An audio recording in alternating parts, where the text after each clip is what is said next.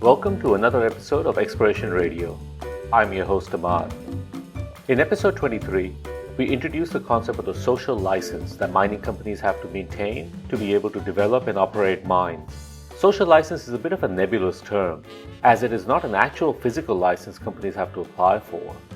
But think of it more as an understanding or acceptance of a company or industry's business principles, operating procedures, and community engagement practices by local communities and stakeholders, and perhaps even the wider general public.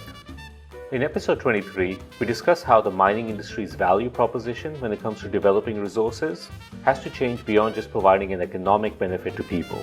It has to increasingly align with people's social, ethical, and moral beliefs and values. This is particularly a concern in developed countries, where there are often many other alternative avenues of industrial investment, growth, and subsequent benefit. Communities are not necessarily beholden to just mining companies. They have alternatives that can maybe be more aligned to their social needs. So if mining does not adapt, it may find it increasingly hard to develop opportunities in these places. If you missed episode 23, I encourage you to check it out first. In today's episode, we carry on with the theme of the changing nature of development and social license in mining with Christian Jervelund, a partner at Copenhagen Economics, a management consultancy based in Denmark. Christian's area of expertise is regulatory management and design. He assists companies in navigating the various government regulatory processes associated with developing resources in his backyard of Scandinavia and broadly in Europe. The reason we wanted to talk to Christian is that as an industry, there is a real push by many companies to favor OECD countries over other riskier jurisdictions. We seem to think that OECD countries have little to no jurisdiction risk. But that is not necessarily true. Getting approvals and permits for developing a mine in these countries is getting increasingly harder. The risk in these countries is transferring to the permitting and approval stage of a development. As we spoke about in episode 23, when a society has alternative options of gaining an economic benefit from industries other than mining, they seem to think harder about whether they need mining at all. So let's find out what Christian has to say on the topic. So, Christian, welcome to Exploration Radio. Thank you, Ahmed. This is obviously a little bit of a slightly different episode. Normally, we try to focus on people within the mining industry, but you are a little bit different in the sense that you relate to the mining industry in a different way. At the start, can we talk a little bit about your background and how you fit into the industry? So you're part of this management consulting firm called Copenhagen Economics. You're a partner there and you deal with the life sciences and natural resources industries.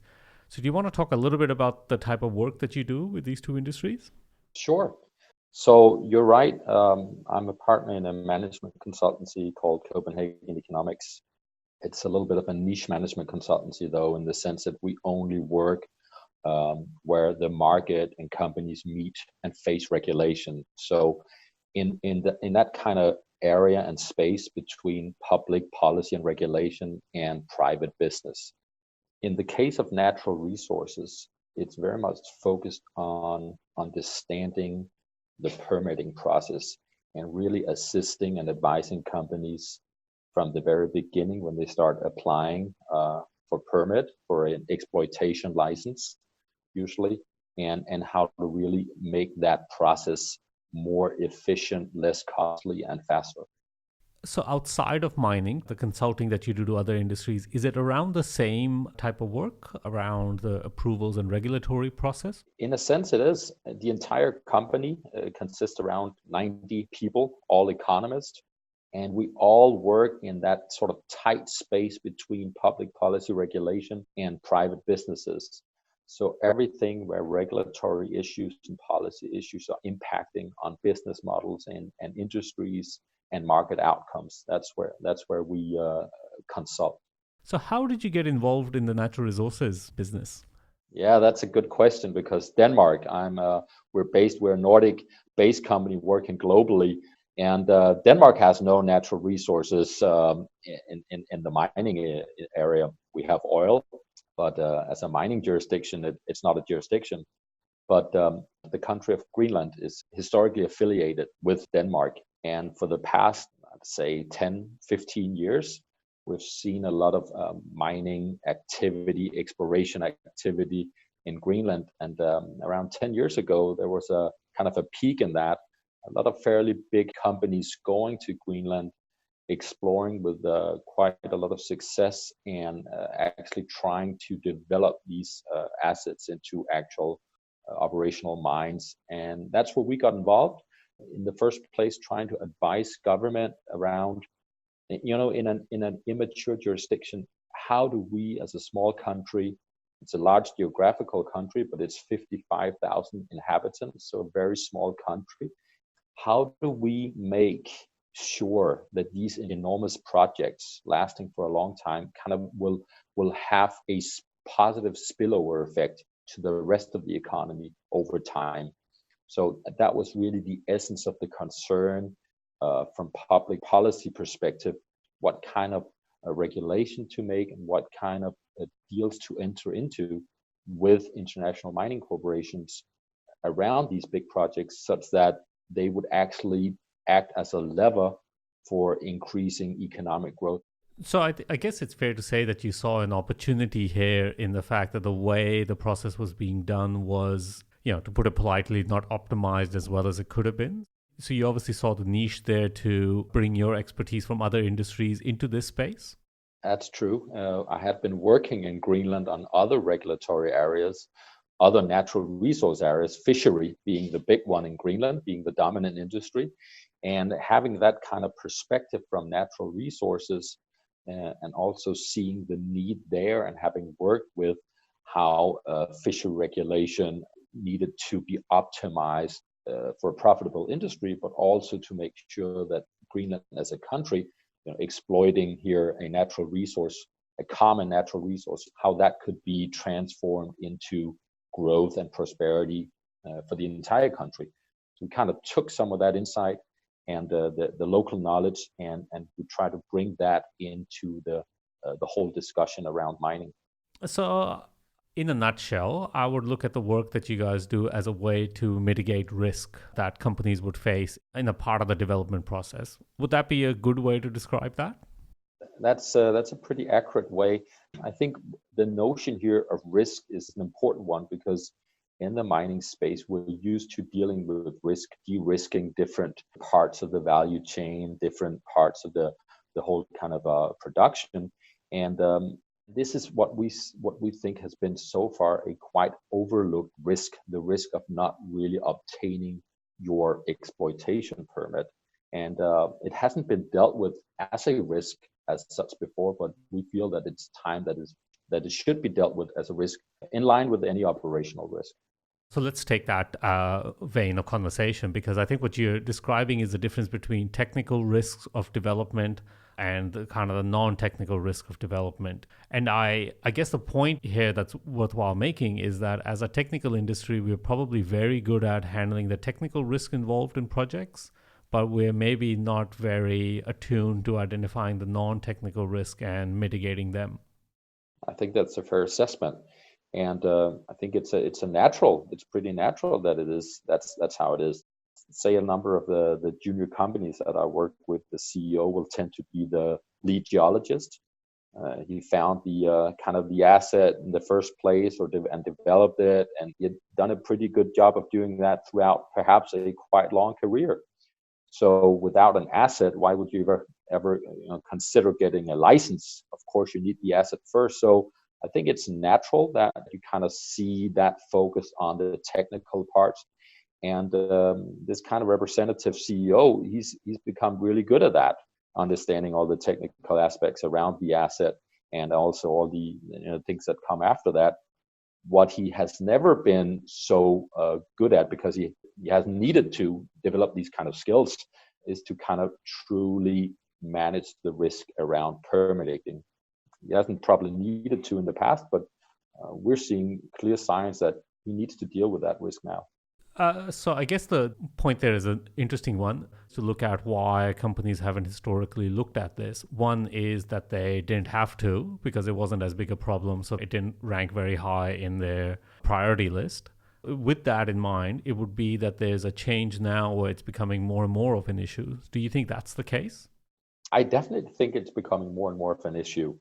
Just take the World Risk Report that came out done by the Mining Journal, it really highlights, it's the first time in a big sort of benchmarking report I've seen a clear and an abundant focus on regulatory risk, and also how executives are finding it very hard to manage that risk. I think before we talked about these things as something that kind of was a little bit in the way. It took a little bit of extra time to go through the motions. Maybe the environmental impact assessment and the environmental papers, they kind of dragged out a little bit. Regulators wanted more information. But in the end, the project would go through because it was a good asset. So all the technical specifications were still the main driver and the main kind of reason for why a project in the end would get accepted. And I think that's changing. It can actually now be the case that you do not succeed in getting that final permit despite a good asset. So do you think there's a little bit of heterogeneity in how the industry manages this as well? Intuitively, I would think that major companies will be a little bit more savvy to this and would then have processes in place to kind of navigate it. But junior companies maybe not so much, because they might not have the resources or might not have the ability to do this. Yeah, it's a good question. So let me give a couple of examples from where I do most of the work in the Nordic countries, Sweden and Finland. You have at least in a local scale, you have large companies and you have your classic junior companies. We're seeing in that space, larger companies having a larger focus on like extending current assets, kind of brownfield explorations, and in that sense, having longer historical ties to authorities and government, a greater acceptance of what they do, and because they're not developing all new assets, they've been able to kind of get new assets, and extending and expanding current assets, and haven't really had the need to go into true greenfield explorations. So they have been very reluctant to act on this, in my experience. Whereas you kind of see the junior companies, that classic one project, one asset company, where you're really taking that entire risk on that one project, with no long history. Often you'll see it's Australian companies, Canadian companies going into Scandinavia, and really being surprised about how difficult it is. They have had to innovate, be creative, because they have seen that they are not getting through merely by applying to sort of the formal code. That's an interesting point. So do you think this is a problem of globalization in some sense? If the companies are going further and further away from their backyard, maybe you're becoming less and less aware of the problems that could exist in the new backyard that you're playing in? It's a big question, of course, whether globalization, as we talk about it today. Just saw this morning in the newspaper about the meeting in Davos, World Economic Forum, talking about inclusive globalization. The idea here is that globalization has actually, divided us more and more, and so forth. So these are big forces. To be a little more pragmatic, I would say that it has less to do, I think, about globalization as such, more perhaps that in Western countries, let's say OECD countries, and again, my backyard, Nordic countries, the past 30, 40 years, wealth, I think, has increased. It's rich, wealthy countries. And I think you tend to see a resistance coming from that, saying we value more, since we've become wealthier, nature, non-polluting industries, messy industries. We don't need this. We want to live off of innovation, ideas, collaboration, design, architecture, professional services. These kind of messy industries, are they attractive in our, in the current situation that we're in? So I see it maybe less as globalization and less as companies acting in a different way, rather perhaps the public perception spilling over into politicians' perception, spilling over into regulators and authorities' way of administering regulation, is really, is this basically something we want today? I think that's the core question that you cannot, ask as bluntly to any politician. Do you want this industry or not? No one would tell you yes or no, or certainly not no as a sort of straight answer. But I think that's really what lies behind a kind of rising doubt whether these are industries that we should really prioritize in the future. I think that's a fascinating point because I think one of the driving forces here is that as societies become more egalitarian and prosperous, they diversify their requirements that they want out of it as well. And this is where I think mining struggles because as an industry, it can't probably say that it's a very sustainable industry. So, when societies want something a little bit different, then they choose the things that they think are a lot more sustainable or a lot more that bring maybe a lot higher social value than, say, mining does. For example, in your backyard, if you're Finland, you probably have 10 options that you can take as a way of developing societies. So, maybe mining doesn't rank high up on that list. But say you're in quite a poor African country where there aren't that many options and mining is probably the only option that they can take, then they're probably going to be a little bit more willing to go down that development route rather than, say, a country like Finland. I agree. And I think this is the context that mining companies are facing, and they're not reacting to it in the proper way. I see kind of one passive reaction, which is really, still, it shouldn't be our problem to kind of deal with that. Regulation is still in place that kind of tells us to abide and comply with certain environmental regulations and so forth. And they're pretty good at that, mining companies, I find, handing papers correctly and doing like really valid and thorough assessments on that.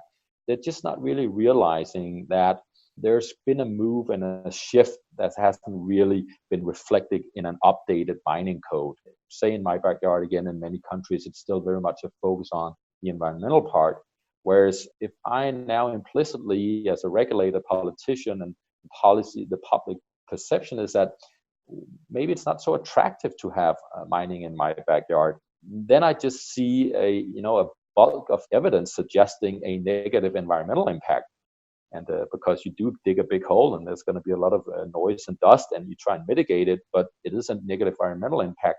I think mining companies are just too slow to acknowledge that.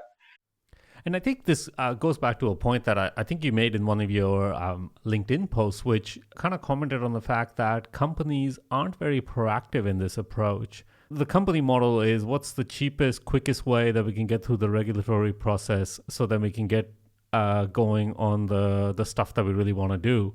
But maybe that's not the best way to actually foster this relationship, especially if you're looking at mining development, which is a long-term proposition. Like, surely it's in your interest to get involved early and wholesomely in the process rather than sitting on the sidelines and trying to get over it as quickly as possible. I agree. Then I think in defense of our industry, I think companies are also doing that, but they've been struggling to find the right way. So, you can easily get into that space where you say you should kind of be more aware of other things that are going on. You should be aware of the local needs. You should be aware of, kind of need to take an active part in that. And that has really, I think, in many ways strayed mining executives away from what they do best. They're really good at driving a lean, cost-effective business. And all of a sudden, it seemed as if they were now needed to go out and do public relations work.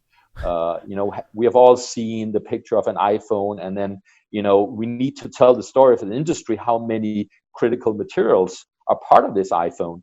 And that as if that kind of, that kind of moral sentiment should drive the individual consumer to say, yes, I do now see the relationship between me wanting an iPhone. I also need to acknowledge mining.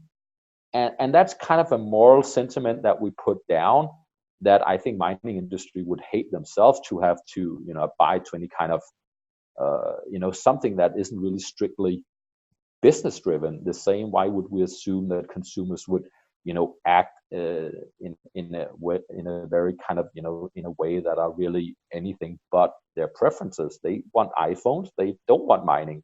I think that's an okay attitude to have as an individual consumer. But I think mining industry have been, let's tell these stories. Let's tell that everyone needs metals. Okay, I don't think that's working. Then let's do another thing. I think that's where the big companies have excelled. I'm just wondering whether it has the impact that they want. Let's do a lot of corporate social responsibility work. Mm-hmm. Let's do local engagement where we acknowledge people's kind of needs. We listen to them. We kind of, we disseminate information about the project.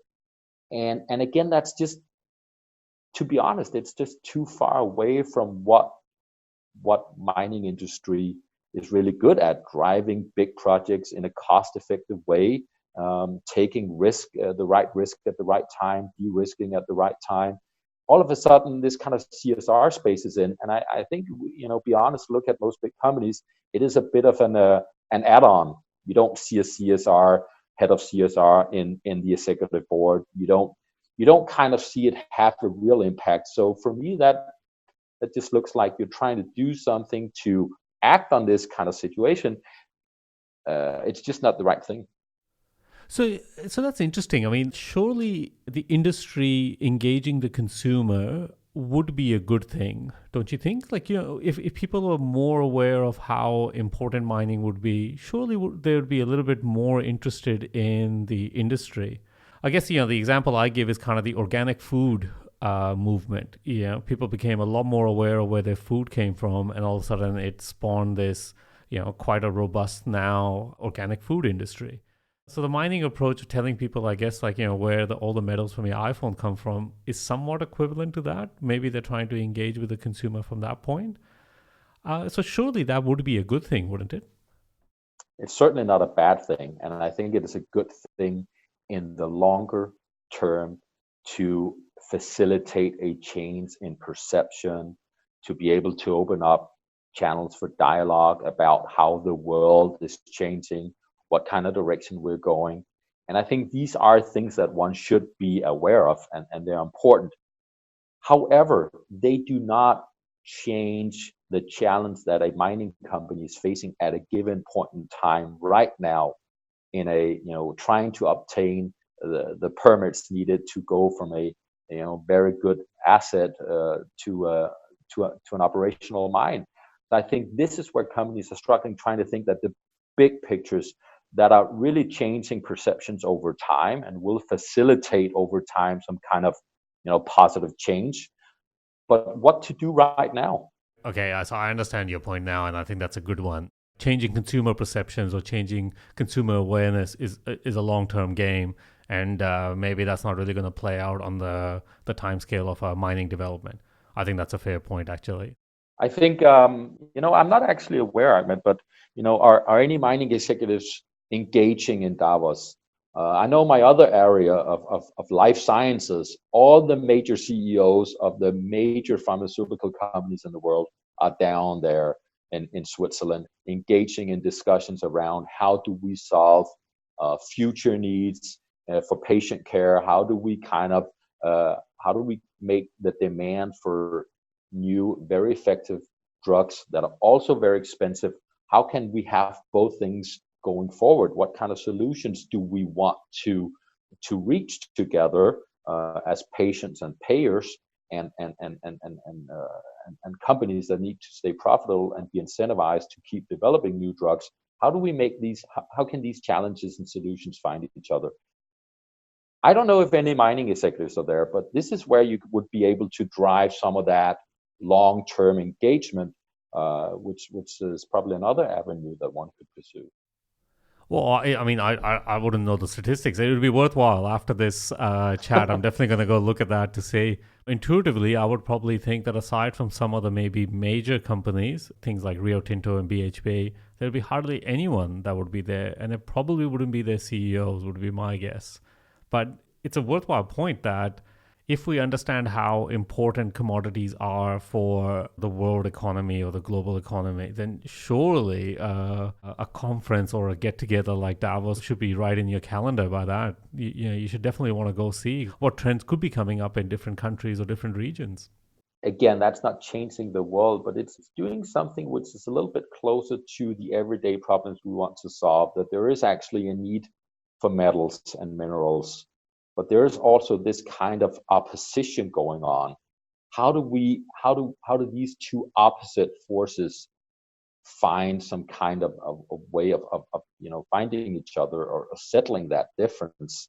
And I think this is now where you could go from a more general public perception, the whole iPhone and all the minerals going into that and the metals going into that, to try and see, we have some operational issues that we need to come up with solutions about.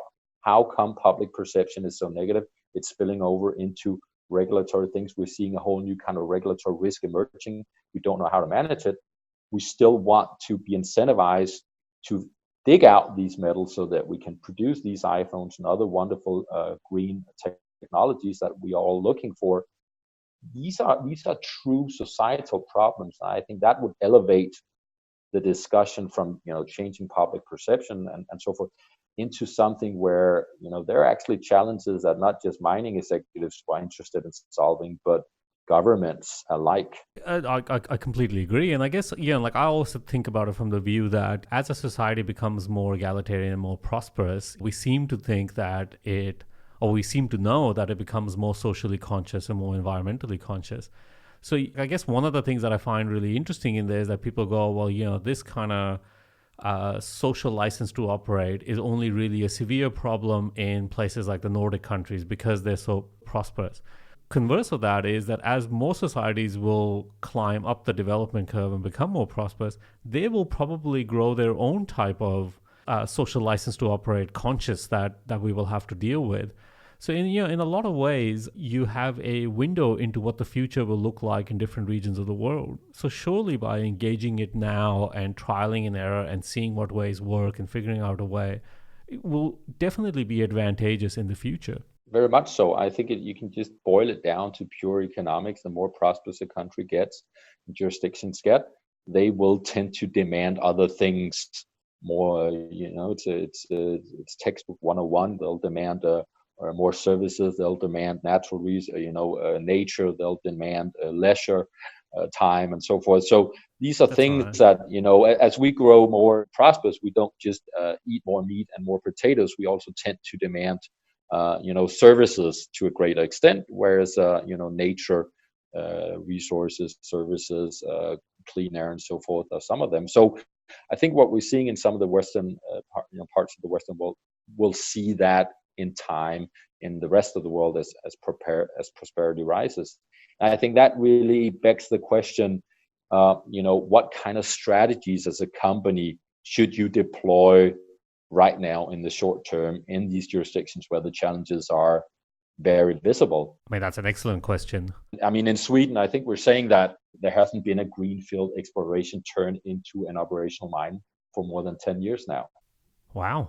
So how to deal with that? I think that's really the question. I think we talked about some of the long-term initiatives, public perception, attend Davos and try and bring it up into, these are big major challenges where everyone should be interested in, solutions and how do we kind of do that. But then the day after Davos ends, you still have a great asset. You want to turn that into a mine. You're facing opposition.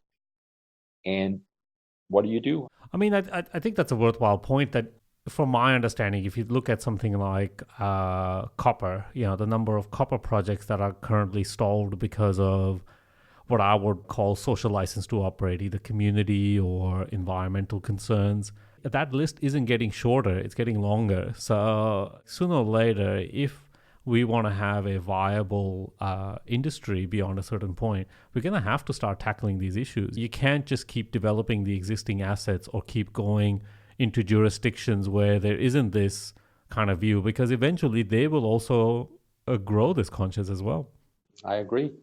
And a way that we work with companies trying to come up with operational strategies is really focused on trying to depart from what mining companies are good at: making good deals, negotiating, creating value. And really to say, we create value from an asset that is common to all the inhabitants in a given jurisdiction. I think that is what the natural resources are owned by something. So, as a company, make yourself the right one and deserve the right to exploit that asset. And really, what we like to think about is that try to see yourself as the steward of that asset. It's not really your asset; it's the steward of that asset. And once you start seeing yourself as that, it becomes obvious that all the people that sort of have a right to that asset, they need to prosper. And so once you start doing that, it's back to business again. How can you create value, sure, for your shareholders and for your company and so forth? But there's so much value to be created around a project that will last for 10, 20, 30, 40 years with massive investments and massive integration into a local economy. How do you go from talking about that as a CSR issue or social license to operate kind of issue into actually creating tangible value for stakeholders in that jurisdiction? Then you become a steward of that asset. And that's basically our philosophy. You need to become that steward. You need to create that value, just as you used to create value for your shareholders, to a point where it is so obvious now for those who basically own that asset, the inhabitants and stakeholders of that jurisdiction, that this is really worthwhile. And now you have something to counterbalance that negative environmental impact that you do have, but which is often the only thing that you need to demonstrate. So that's an interesting point. So do you think that the step one in this process surely has to be the recognition that local stakeholders are just as important as, say, your shareholders? You have to think of the fact that they need to prosper out of this just as much as your company shareholders have to. Surely that's got to be the first step. That's got to be the first step. And you're excited about this project as the owner and as a shareholder. The shareholders are often more anonymous. So let's just go by the CEO or the board or whoever is responsible for that project. He or she will be really excited about that. And think about how you multiply that excitement, because there's very little economies of scale of you going around and being excited. Whenever you're excited one place, you can't be excited towards another decision maker or anyone else in another place. So if you want to kind of multiply that excitement, you do that by bringing stakeholders on board. And our experience is that you do that best by demonstrating to them upfront as early as possible how you intend to create value together with them once this project becomes a reality. And those are the businesses of the local community, but they're also, of course, national businesses. You have energy companies that are transitioning their, from fossil fuel into green energy production. Can you de-risk some of that investment if you want an electrified mine? Can you drive technology developments and test beds of technology by demanding kind of new things that are, probably or maybe, not really developed yet? Or can you help them increase economies, reap economies of scale from a new kind of innovation by, demanding a certain amount of that going forward? So there's a lot of way you can help de-risk big investments from other companies, and that has a value. So do you think that part of the reason why the industry doesn't do it is because there is this perception that, to be really good in this industry, you got to be niche and you got to own that niche? Maybe thinking a little bit laterally or maybe in a more kind of circular economy sense, you could then look at other opportunities that you could get involved and then de-risk your assets and your development. I think we're seeing a trend in some of these, I would call, high risk industries where technologies are developing fast.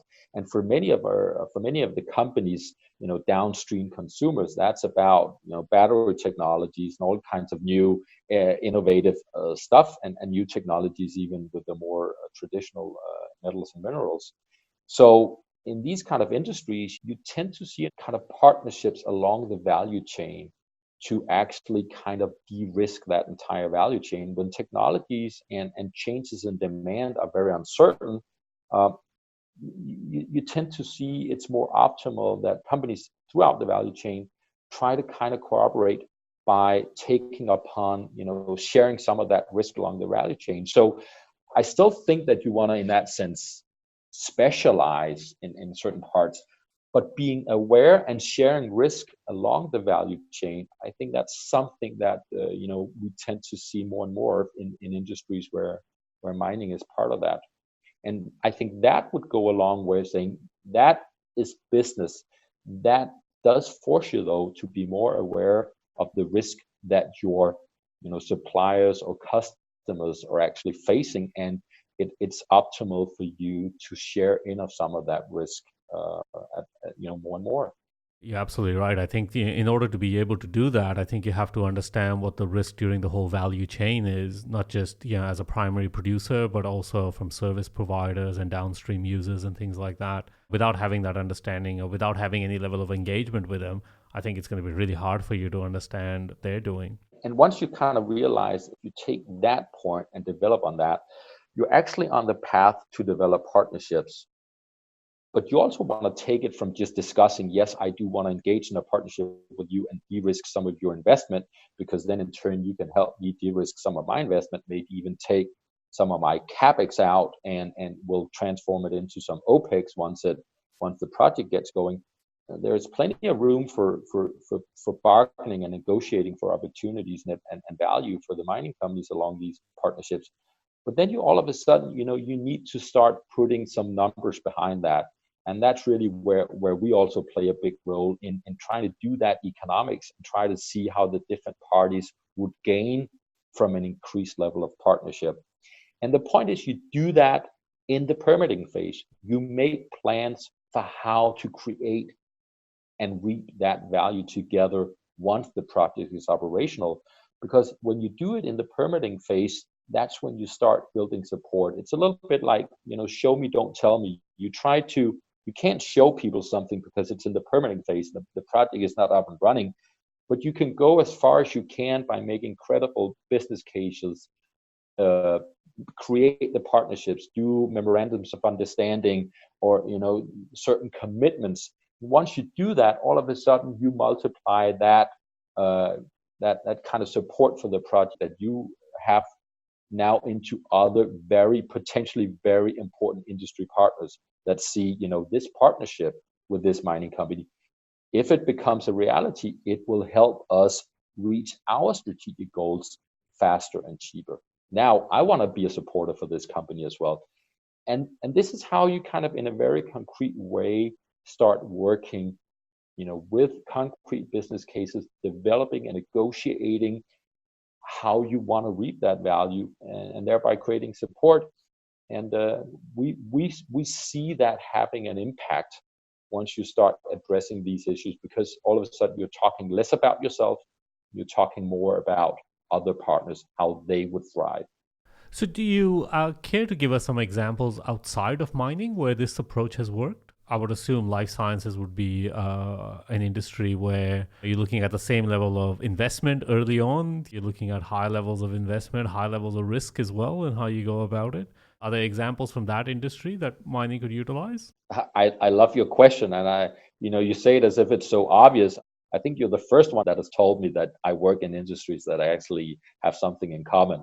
So I really appreciate that question.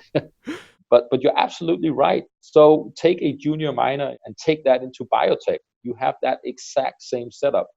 It's not a geologist, but it's a chemist or doctor who came up with some kind of formulation, discovered a new molecule, how that could cure some kind of important disease, let's say. And for that to develop, it'll take maybe 10, 15 years. And in that time, you just spent money, a lot of money. Usually your own money. At some point, you need to get outside investors. And just like in mining, it becomes a lottery ticket, and you struggle every quarter to demonstrate progress, make sure that investors are still in, tuned and believe in your product, and you have that one project. And I think what we're seeing here in this industry is something about the same, but maybe these guys have been in a situation for a bit longer where they have faced this opposition against expensive drugs. So, bear with me. The example might not look exactly the same, but there's a lot of commonalities and learning from that industry, because it's been a fact for many years that very effective therapies, say, against cancer has been developed over the past, say, 5, 7, 8 years. Okay. And they're coming to market, and they're very effective, but they're also extremely expensive. I mean, expensive to an extent that we have not seen expensive drugs before. And we have seen expensive drugs, but these drugs are ever more expensive, Mm-hmm. but they're very effective. So how do we kind of deal with that? And I think we've seen a lot of these, the geologist of the healthcare biotech being that doctor that has found this fantastic molecule and developed that, trying to face and say, as long as I have a fantastic drug, in the end, that's all that matters. That's the same as long as I have that fantastic asset, they will allow me to develop it. That's right. Yeah. I have this fantastic drug, it'll if not cure cancer, it'll transform it into a chronic disease, basically, that people will die with and not of. Yep. So in the end, that will be the way that I push this through. And for more years than mining, they have seen that that is not then the reality. Few countries will buy it. When they buy it, they'll identify a very small patient population that would be eligible for that cure, and so forth. So all of a sudden, because they have been way too less focused on demonstrating how this is actually transforming patient lives, how that is getting patients out of disability benefits that are very costly, how it's getting them out of care, personal care, intensive care, all these kinds of add-on costs. They've been kind of, who needs to focus on that, because I have this fantastic cure. So I guess that everyone will know that it's just going to be fantastic. They have kind of missed the point for a while, saying, no, it's actually our job also to market it to the extent that everyone realizes the true benefits of this, not just for me, but also for the patient, but also for other parts of healthcare system that will save money. Also for the entire economy, because these people will not draw some kind of early retirement benefit, or will not, will actually work a little bit more and pay taxes a little long. So all these benefits, that is again the equivalent to the, the broader set of stakeholders in the mining space. All these people need to, need to demonstrate more clearly how my new invention will benefit you and you and you. Because in the end, then we'll have a lot of support from a lot of different levels and type of stakeholders, and that will help us get the, the market access that we're looking for. And I think we're seeing in the life science space companies going about it more strategically. The big companies are really the big pharmaceuticals.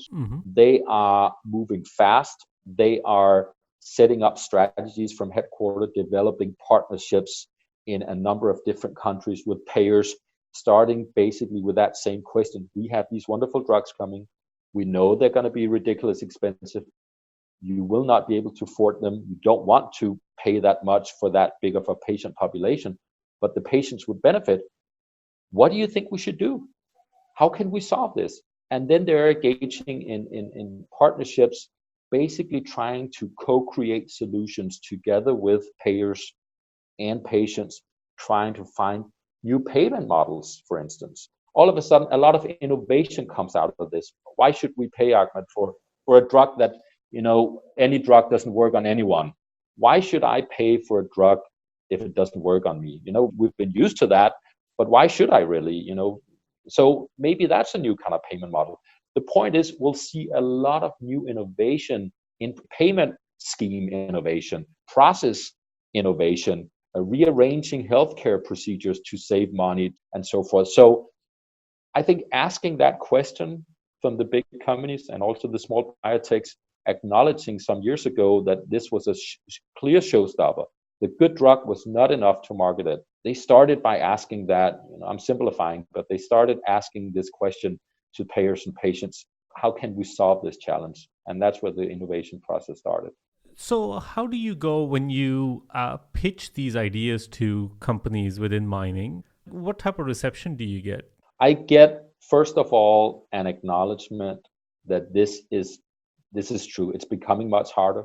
And more companies also acknowledging it's not just a matter of, we spent a little more time, it's a bit more tedious. No, this could be a showstopper. Because once you get into trouble, you also, a lot of companies have now witnessed first-handedly that, if they get that first rejection from a permit from an authority, the whole path is sort of set for not getting that permit ever. Now they need to really work hard to change the original decision, come up with whole new arguments, but also, convince people that are pretty smart with regulators and authorities that have made a decision based on the information that they felt was available.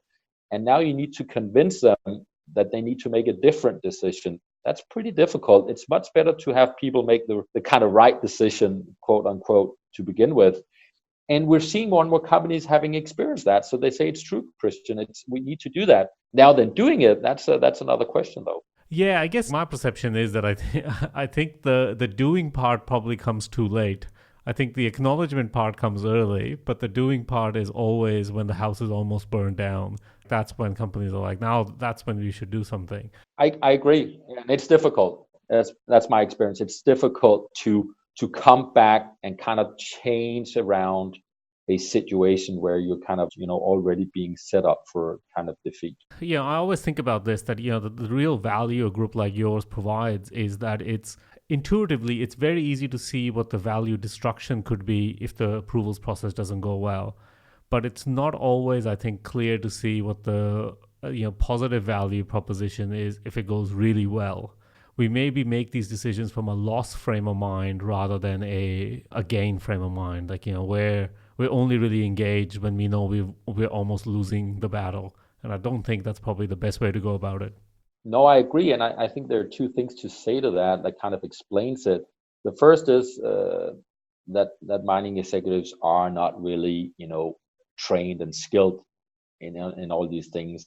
I think it is fair to say that the companies who have done most, they have put it in some kind of CSR part of the company and not really dealt with it as a strategic de-risking effort.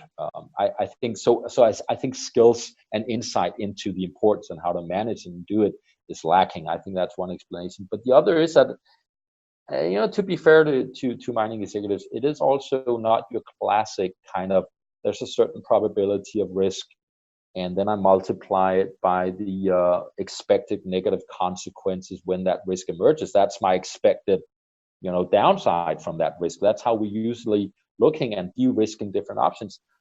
This is much more of a kind of situation where you have very low probability, very high negative consequence. And this becomes, for the human mind, more difficult to work with. If you have a fairly large probability, you want to de-risk it and mitigate and stuff like that, so it's down to a manageable level that you can kind of say, this is the kind of risk level we want to work with. But these risks are also already very small, or at least companies are still under the imagination that these risks are still small.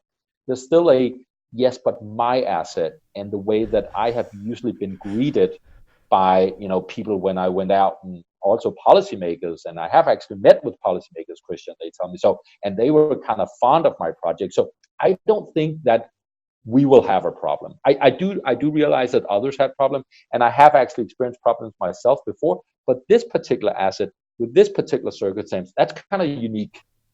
And I tell them, you're not unique. Everyone, there's a kind of a unique, bias towards, people think that they're in a more unique position than the rest of the industry, and I'm a bit different. The rest, they're kind of set out for disaster, but I'm actually in a position where I'm doing, better.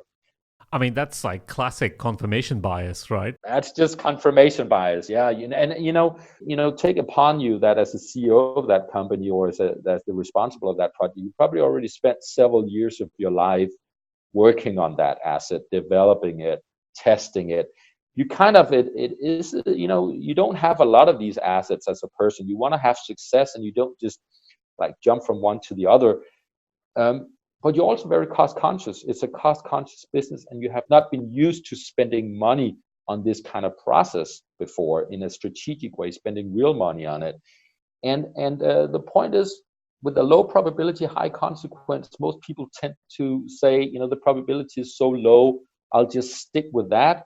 And on top of that, I think it's actually, even lower, because I'm in that unique position of having some kind of unique, position in the market. So I think I'm good. But the others, yeah, you should talk to them, Christian, because that'll be difficult for them. And then once it actually starts playing out, it's too late. It's often much less effective to start working in the way that we suggest, because now you're trying to rescue something and explain why things that have been decided should be reversed. And that's just much more difficult. Like if you're transparent up front, I think that will put you in a lot better stead than trying to change tact afterwards, because then the party on the other side will become a little bit wary about how come you're changing your mind now. And I guess the other comment I wanted to make is that as an industry, perhaps our investor base is maybe not mature enough to understand that if you spend X millions of dollars in this process, that's money well spent. If you had $5 million, investors are probably going to force you to drill more or do another study or something like that. Whereas if you said, I'm going to spend $5 million to de-risk the approvals process, they probably won't care because they may not see the value in that. I totally agree. It's something about changing a mindset. Look, I'm working currently with a junior company, and they told me this, which I found kind of fascinating, because I thought it was very forward-looking and very sort of way of looking at this as an aggressive way of going to the market. They say, we want to develop this kind of approach and model with you, and we can see that it'll benefit the project that we have now, the asset that we have now. We want to control that risk and do all the things that we've just talked about. But we see this as another benefit. If we develop a framework, if we start to internalize the skills, we see that this has become a model that we can deploy for different assets in different jurisdictions in an efficient way. We think this is a competitive advantage for us. We believe we can buy up over time assets that are good technical quality, good quality assets, but where the people responsible for that, they do not have this model. They do not manage to secure that fully permanent mine. So we think that there's an arbitrage opportunity for us to buy up assets with a currently lower expected value, because there is no process in place. Maybe it's already been rejected by the authorities, and now the actual expected value of that asset is pretty low. And we can go in, and we have a proven model. We can raise the value of that asset and make money off it.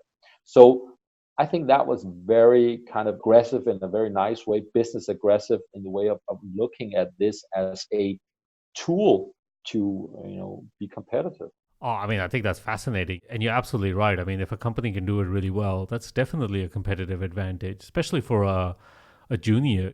There's so many companies out there trying to do the same thing. I mean, if you could work out a way of going around it, surely it would be a great competitive advantage to you. So we're coming close to the end of our interview. We normally end our interviews with two questions. So the first question is, what is something that you think needs to die in mining? So it could be an idea, a concept, a behavior that you think we need to get rid of from our industry.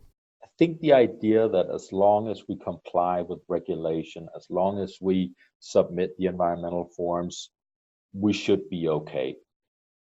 That is wishful thinking, and wishful thinking as a strategy, that is just not sustainable. So I wish the executives would get away from that and realize they basically need to provide that positive aspect, building that support and being that steward of that asset up front. That's the way that you manage it. I really like the word that you use, steward. I think that's really something that would change a mindset in how people look at this, because I don't think right now we look at it that way. So I think that's a really good point. So conversely, what is something that you think we should keep in mining at all costs? Something that you think is fundamental, this industry should never forget. It's business acumen. Its ability to be cost effective, building cost effective value chains, be cost conscious at all time. Is this money worthwhile spending? This kind of focus, because in a broader sense, that could be seen as something that is really a little bit going out of fashion, and we talk about broader society impacts and stuff like that. But at the core of it, this kind of approach to business is, in a broader perspective, how you utilize resources that we have available globally most effectively. You don't want to waste resources. We can't afford to do that. And I think this kind of the tradition, the business acumen that comes from mining industry, that's part of the DNA, to be able to also going forward, teaching regulators, politicians, and even public, perception, that this way of always being conscious about how you spend your money, how you create value. You only spend money here if you create more value than you that it cost you.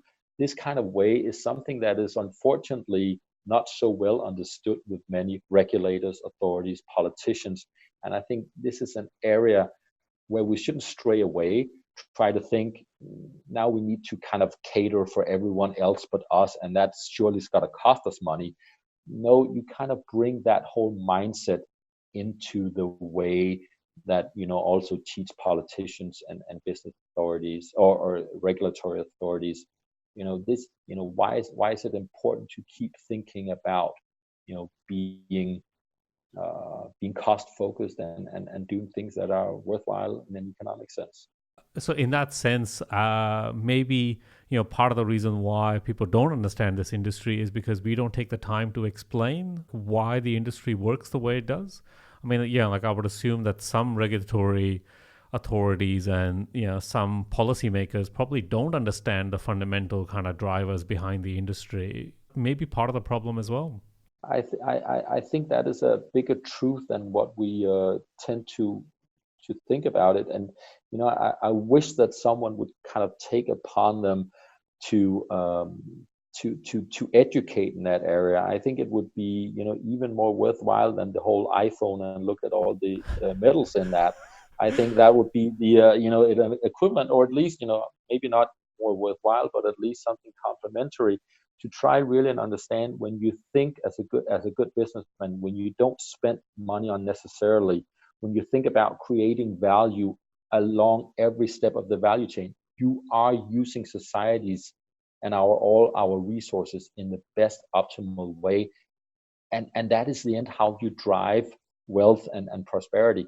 And I think this kind of way of understanding, that is why we sometimes take decisions that from a policy perspective or regulatory perspective seems egoistic or seems like self-centered or something. No, this is really just a good way of driving business. But you can create that value, can be shared by other parties if they want to engage in this kind of a way of spending and optimizing resources. And I think this is really how you foster competition and competitive jobs and sustainable jobs. And that kind of teaching, I think, is lacking. I think that's a fantastic point to end on. I think we have to think about the bigger problem rather than just the problem that's in front of us. And I don't think we've been very good at doing that as an industry. Thanks, Christian. Thanks a lot for coming on the podcast. That was a great discussion. I love joining. It's been a pleasure. Exploration Radio is brought to you by Steve and Ahmad. This episode was produced and edited by Ahmad and recorded at Vision Studios in Perth. If you want to find out more about this podcast, check us out on explorationradio.com or follow us on LinkedIn, Facebook, or Twitter. And we're even on Instagram. And if you like this podcast and want to help out, well, there's two things you can do for us. Give us a review on iTunes, Stitcher Radio, or wherever you get your podcasts from. And consider supporting us in producing more of this content. You can find the details on how to do that on our website at explorationradio.com/support. Until next time, let's keep exploring.